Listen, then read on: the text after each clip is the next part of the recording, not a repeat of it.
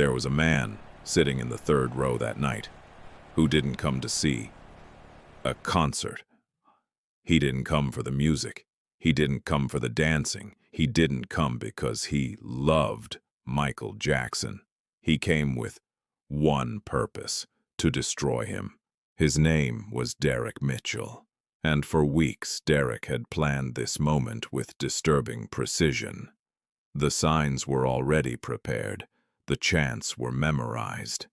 His friends were scattered throughout the arena, waiting for his signal. This wasn't anger in the heat of the moment. This was hatred with a plan. But something happened that night in Los Angeles, California. Something Derek never expected. Something so powerful that decades later he would stand in front of a room full of people and say, "The night I tried to destroy Michael Jackson was the night Michael Jackson saved my life." If you love discovering the untold stories behind music history's most powerful moments, please like this video and subscribe to Michael Jackson Hidden Legacy. We tell the stories that never made the headlines, but changed lives forever. Los Angeles, Memorial Sports Arena, July 1988. Bad World Tour. Derek Mitchell sat in his truck outside the arena, gripping the steering wheel until his knuckles turned white. Thousands of fans streamed inside: black, white, Asian, Latino, teenagers, families, couples, all walking together toward the same place. The sight made Derek sick.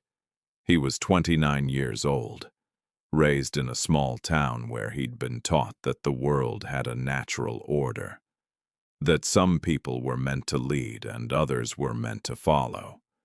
That racial mixing was a threat, not a blessing. By his early 20s, Derek had joined a white supremacist group. By his late 20s, he'd been arrested more than once at violent demonstrations.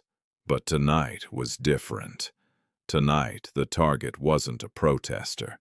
It was Michael Jackson, a black man with unmatched global power, a man whose music erased boundaries, a man whose audience didn't look the way Derek believed the world should look. White kids loved him. Suburban families loved him. People Derek believed should have stayed separate were united by one voice. Michael Jackson represented everything Derek feared. So Derek and several others bought tickets close to the stage. The plan was simple: wait until Michael was mid-performance, stand up, cause chaos, disrupt the show, force security to intervene, make a statement the media would talk about. But Derek hadn't planned for one thing. To get those seats, he had to arrive early, which meant sitting in the third row, surrounded by Michael Jackson fans, for nearly 2 hours. And despite everything he believed, he noticed something. These people weren't dangerous. They were happy. To his left, a black father explained Michael's lyrics to his young daughter. To his right, a white teenage couple practiced dance moves in their seats, laughing. Behind him, a group of college students talked about how Michael's music helped them survive loneliness, depression, and bullying. Derek tried to hold on to his anger, but surrounded by joy, something inside him began to crack. 8:45 p.m. The lights went out. The arena exploded. Michael Jackson rose from beneath the stage. The scream was deafening. Derek had seen Michael on television before, but this was different. Michael didn't just perform. He commanded the space: precision, control, grace. He opened with "Wanna Be Startin' Something," and 15,000 people moved as one. Every step, every beat. Derek stayed seated, arms crossed, jaw tight. This was the enemy. Or so he told himself. Between songs, Michael stepped forward. He stood still. The arena went silent. "I see all of you," Michael said softly. His voice carried without effort. "Every color, every background, every story. Derek felt his chest tighten. "They try to tell us we're different," Michael continued. "They tell us we should be afraid of each other." The crowd listened. "But music shows us the truth. We're the same. And when we stand together, fear loses." Michael launched into Man in the Mirror. The words hit Derek harder than any punch he'd ever thrown. If you want to make the world a better place, take a look at yourself and make a change. Derek felt something dangerous rising inside him. Doubt. During another part of me, Derek stood up. This was the moment. He was supposed to signal his friends, but his body froze, and then it happened. Michael Jackson looked directly at him, in an arena of 15,000 people. Michael's eyes locked onto Derek's. Not anger, not fear, recognition. Michael moved closer, to the edge of the stage, still singing, still holding Derek's gaze. Then Michael changed the choreography.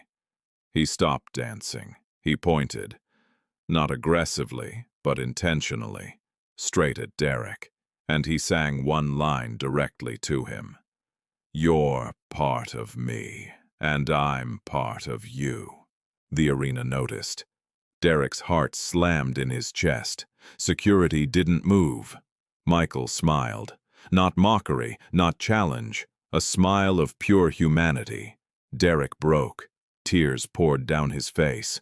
A grown man who came with hatred, crying in front of 15,000 people. The song ended. Michael turned back to the stage. But Derek's life had already changed forever. The man beside him, black, middle-aged, someone Derek had once been taught to fear, placed a hand on his shoulder. "You okay, brother?" That word, brother, Derek whispered. "No, I don't think I ever have been." Derek never gave the signal. His friends left the arena without him. That night he threw away everything tied to his old identity. Weeks later, he walked into a community center in Los Angeles, not knowing what he was looking for. Forgiveness, understanding, a way out. Years passed. Derek rebuilt his life piece by piece.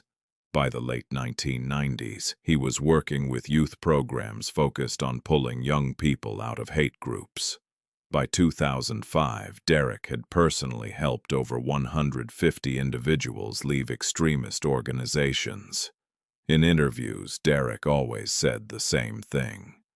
"Michael Jackson didn't shame me. He didn't attack me. He saw me as human when I couldn't." Michael Jackson passed away in 2009. But his legacy lived on, through people like Derek, people who came with hate and left transformed by compassion.